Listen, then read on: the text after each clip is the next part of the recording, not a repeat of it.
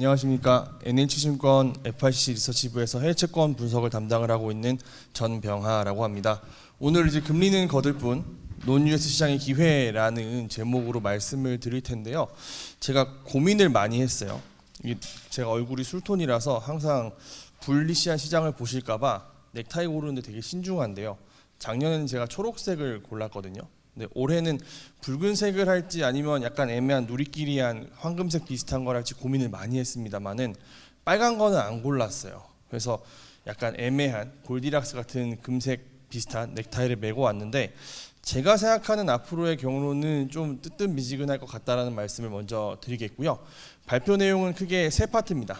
1번은 제가 고민하고 있는 지금 시장 환경, 기본 시나리오.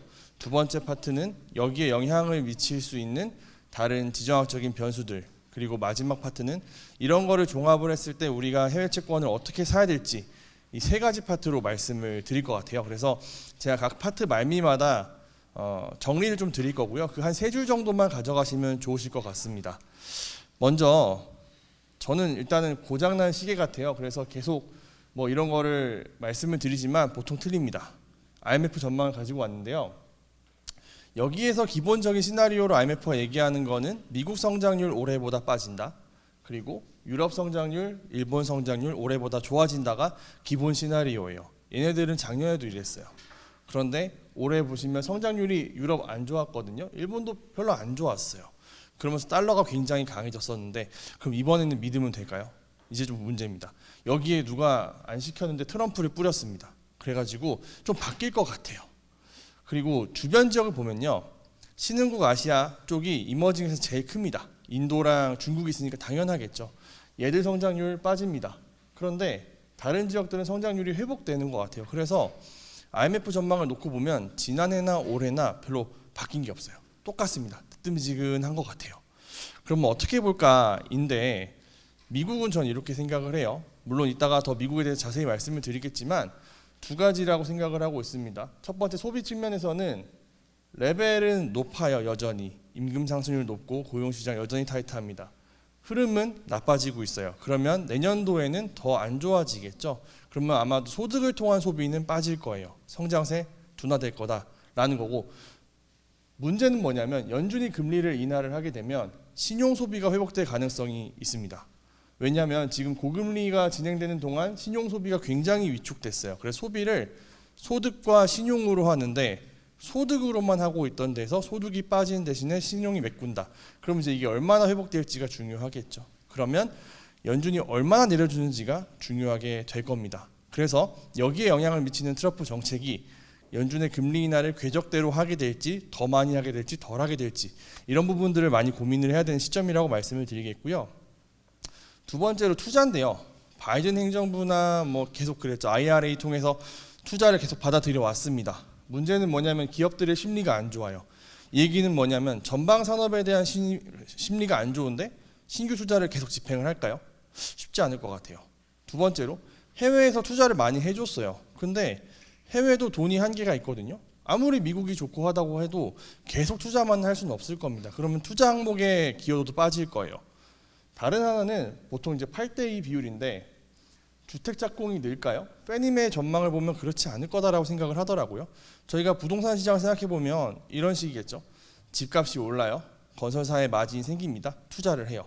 근데 지금은 투자를 안 하는 이유가 부동산 값이 건설비나 인건비를 감당하지 못해서겠죠. 한국에 재건축 안 되는 건 똑같습니다. 그러면 아마도 주택 투자 잘 안 될 것 같아요. 그러면 당연히 금리를 내려가면서 경기를 부양을 해야 되는 게 맞을 것 같아요. 그래서 시장의 팽배한 우려가 트럼프가 들어왔기 때문에 금리 인하 못할 거다? 그렇지는 않을 거다라고 생각합니다. 넘어서 유로존으로 가면요, 문제는 이건 것 같아요. 사실 저도 유로존 성장세가 지금 IMF에서 예상하는 것만큼 좋을 것 같진 않아요. 유로존의 핵심 문제는 뭐냐면 제일 많이 빠져있는 거, 이거 고정자산 투자. 결국에는 투자를 해야 되는데 쉽지 않습니다. 그래서 투자를 하기 위해서는 정부가 재정을 동원을 해야 되는데, 독일은 올해 연방 예산을 깎았어요. 그러니까 보통 일반적인 나라는 예산을 확장적으로 편성을 하거든요. 그런데 확장적으로 편성하지 않고 예산액을 삭감했어요. 그러면 정부도 투자를 안 하겠다라는 얘기입니다. 그러면 누가 투자를 하게 될까요? 네. 누가 투자를 하게 될 거냐 하면 결국에는 민간에서 투자를 해야 되고, 그러면 돌려서 얘기를 하면 이 투자 액수를 만들기 위한 금리의 역할이 중요하다는 의미가 될 겁니다. 마리오 드라기가 보고서를 통해서 투자를 통해서 미국과의 성장 격차를 줄이자라고 역설을 했지만 독일을 비롯한 다른 유럽 국가들 신경도 안 쓰고 있습니다. 그래서 이 중립금리라고 하는 우측 차트에 보이시는 이게 뭐냐면 평범한 금리 수준일 것 같고요. 여기에서 2% 정도가 22의 명목 기준금리인데 이거 이하로 내려가야만 하는 상황이 올 거라고 저희는 생각을 합니다. 그래서 아마도 유럽 쪽에서의 금리 인하는 조금 빠를 것 같다, 이렇게 말씀을 드리겠고요. 일본인데요. 엔화가 강해졌으면 좋으신 분들이 많으실 거예요. 저도 많은 분들 만나다 보면 올해 제일 유행했던 테마가 뭐냐면 일본에 상장된 미국 30년물 국채, 이런 투자를 많이 성행하게 했는데 아마 제가 생각하기에는 내년에도 기준금리 인상은 이어질 거라고 봅니다. 그런데 많이 못 올릴 것 같아요. 왜 그렇게 생각을 하냐면 우측에 있는 BOJ 연구 자료를 보면요. 일본의 일반적인 실질 중립 기준금리는 마이너스 1에서 0.54입니다. 그 얘기는 물가 목표를 고려를 했을 때 1에서 2.5까지는 갈 수 있다는 건데요. 문제는 여기 있습니다. 임금 상승세가 많이 나왔는데 물가가 여전히 높아요. 그래서 지금 일본 같은 경우는 내수와 이 가계 소비가 좀 분절돼서 움직이고 있어요. 어떻게 설명을 드리면 좋냐면 최근에 보잉이 임금 단협 협상에서 38% 올리는 거에 협의를 하고 있습니다. 저희 사장님도 저를 38% 올려주시면 정말 감사할 것 같은데요. 그건 쉽지 않을 것 같고요. 일본도 마찬가지입니다. 많이 올려줘야 돼요. 근데 물가가 많이 나왔죠. 문제가 뭐였냐면 일본은 2022년 4월 달에 처음에 2% 물가를 달성을 했는데 금리 인상 얘기를 전혀 하지 않았어요. 왜냐하면 BOJ는 과거에 약속을 한 게 있습니다. 일본은 워낙 디플레에 오래 있었기 때문에 2% 물가가 장기간 지속돼서 모든 사람들이 이제 일본에는 인플레가 나오는 거라고 인식할 때까지 인상하지 않겠다. 그래서 정확하게 24개월 기다리고 인상을 시작했습니다. 그러니까 그동안 금리가 안 올랐다 보니까 인플레는 계속 높아져 있었었고 기업들은 아직 마인드가 안 바뀌었었어요. 그러다 보니까 임금 상승에 소극적이었습니다. 그러면 어떻게 되죠? 실질 임금이 빠져요. 근데 올해 일본 내수 나쁘지 않았어요. 왜일까요? 다 여러분 덕분입니다. 대한민국이 일본에 많이 가주셨어요. 여기 보시면 일본 관광객 수입입니다. 2023년도에 외국인이 일본에서 소비한 액수가 5조 엔이에요. 우리나라 돈으로 한 60조 되겠죠? 올해는 제가 예상하기로 한 8조 엔 정도 됩니다. 그러면 얼마야? 되게 많이 늘었어요. 한 60% 가까이 빨리 성장했죠. 내년에도 사람은 늘 건데 1인당 소비 금액이 비슷하거나 좀 줄어서 거의 비슷하게 한 8조 엔 쓸 것 같아요. 그러면 올해 일본에서 관찰됐던 현상은 뭐냐면 지표 중에서 소매 판매 액수는 많이 나왔어요. 근데 가계 소비는 마이너스였습니다. 무슨 의미냐? 리테일 샵에 물어보면 내국인들은 안 사는데 외국인이어서 계속 사가는 거예요. 그러니까 리테일 샵 매출은 좋아요. 근데 가계는 말씀드린 것처럼 물가가 높으니까 이제는 소득이 없어서 소비를 못하는 그런 상황이었던 거죠. 그런 환경이다 보니까 이 부분들을 해결하기 위해서는 물가를 잡아야 돼요. 그래서 인상을 해야 된다. 이렇게 말씀을 드리겠고, 자, 신흥시장은 어떨까요? 전반적인 금리 인하 이미 하고 있습니다. 앞으로도 할 겁니다. 그 이유는 심플한데 우측에서 보시는 것처럼 이머징의 물가 상승률은 평균적으로 이미 4% 언더예요. 여기는 이미 수요가 위축되고 있기 때문에 물가에 대한 우려가 없어서 금리 인하가 이어질 겁니다. 근데 문제는 중국이겠죠. 아까도 중국과 인도가 내년도에 성장이 둔화된다는 말씀을 드렸는데 올해 10월 국경절 소비가 조금 심각했어요. 어떤 얘기냐? 중국의 명절 소비를 나타낸 차트가 우측인데요. 전체적인 소비 규모는 올해도 많이 늘었어요. 그런데 트렌드를 보시면 10월 국경절 소비가 감소했습니다. 그거는 내년도에 대한 소비도 부정적일 수밖에 없다는 거고요. 더 많은 부양책이 나와야만 하는데 당국이 그렇게 적극적이지 않은 것 같아요. 그걸 놓고 봤을 때에는 아주 빠른 성장세를 기대하기 어렵다라는 인상을 받을 수밖에 없는 부분들입니다. 그래서 이런 거를 생각해 봤을 때 중국의 미래는 조금 어두울 수 있을 것 같아요. 어떤 거냐? 트럼프가 돌아왔죠. 지금 미국과 중국 간의 경쟁 관계는 여기 예상 위치라고 찍어 놓은 요점에 있는데 만약에 해리스였으면 지금과 같이 저희가 지지부진하게 진흙탕 싸움을 해갔을 것 같은데 트럼프 아시죠? 이제 1월 20일 날 취임하자마자 난리 날 겁니다. 한국, 미국, 미국에서 한국, 유럽 다 관세 때릴 거고 중국은 60% 때릴 거고 전기차 100% 이미 나왔고 그러면 중국 가만히 있을까요? 역관세 매기겠죠. 상당히 시끄러울 부분들이 있을 겁니다. 그래서 아마도 이렇게 경쟁적인 관계가 조금 더 격화될 거다라고 생각을 하고 있고 근데 전쟁까지 가는 건 너무 비약인 시나리오인 것 같고요. 적당한 선에서 협상을 할 텐데 그동안은 상당한 노이즈가 있을 거다. 그러면 이제 신흥국은 안 되지 않냐라는 건데요. 저는 이렇게 봅니다. 푸틴이 전쟁을 일으켰는데 모디랑 포옹을 하고 있어요. 전범이랑 포옹하는 나라가 정상인가요? 아니겠죠. 근데 이게 통용이 되고 있어요. 왜냐? 옛날과 지금이랑 이머징의 위상이 다릅니다. 무슨 얘기냐? 냉전 시기의 GDP 규모를 보시면 미국을 위시한 1세계가 2세계를 압도했고 제3세계는 그때는 별거 없었어요. 무시해도 됐습니다. 찍어 누르면 됐어요. 근데 지금은 글로벌 사우스라고 하고 있는 이 나라들의 GDP 규모가 굉장히 커졌습니다. 무시 못해요. 그리고 여기에 들어가지 않은 기타 국가들까지 합치면 거의 미국과 알라이들의 규모에 필적합니다. 그런데 이 사람들은 바이든이 주장하던 그런 가치에는 반응 안 해요. 뭐에 반응하냐? 돈에 반응합니다. 그래서 돈을 줘야 돼요. 이쪽이든 저쪽이든 페이버를 주는 쪽에 붙기 때문에 이머징에게 함부로 할 수 없는 그런 환경이라고 보고 있어요. 그래서 그렇게까지 리스크가 큰 상황은 아닌 것 같다. 그래서 두 번째 파트까지 말씀을 드렸는데 요약을 드릴게요. 1번, 경기는 서서히 식어간다. 미국은 둔화 경로에 있는데 트럼프가 뿌려지면 조금은 더 좋아질 수 있다. 예상하는 것보다. 유럽은 좋아질 거라고 예상을 되는데 트럼프가 뿌려지면 조금은 나빠질 수 있을 것 같다. 이 정도의 균형으로 볼 수 있을 것 같고요. 두 번째로 미국이랑 중국이랑 다시 싸울 거니까요. 좀 시끄러워질 것 같아요. 근데 그렇다고 해서 다른 이머징까지 모두 다 팽개쳐지는 그런 상황일 것이냐는 아닐 거다라 봅니다. 그래서 세 번째로 어떻게 접근을 해야 될지를 앞으로 남은 시간 얼마 안 남았어요. 시간이 너무 빠르네요. 말씀을 드릴 텐데 확률적으로 한번 보시죠.